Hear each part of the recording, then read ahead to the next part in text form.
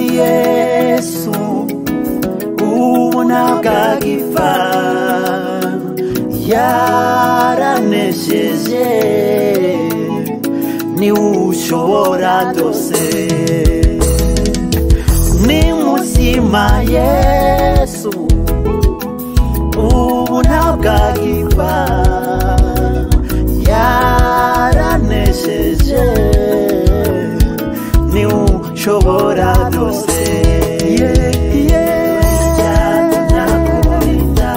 agatanga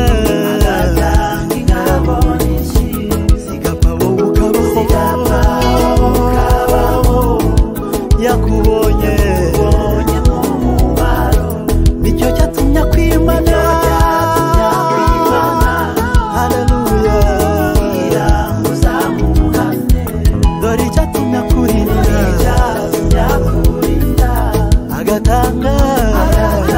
ingabo nyinshi haleluya zigapfa yakubonye mu mubaro nicyo cyatumye akwimana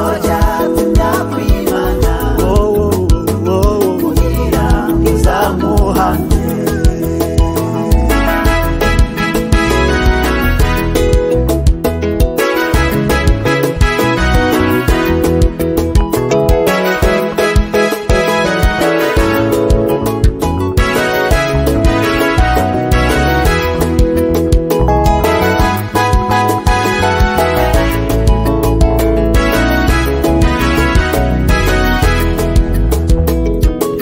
bibaho kw'isi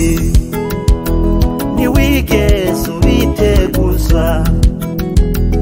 imani yakukurema yarizi bizakubaho none ubirahagurutse wirengera intore zayo reba ibibaho kw'isi ntiwigeze ubiteguza imani yakukurema yarizi bizakubaho none ubirahagurutse wirengera intore zayo ntabwo yazirengagiza ukuri ndabibabwire mubyumve mubibwire n'abaje gutabarabuka ntabwo yazirangarana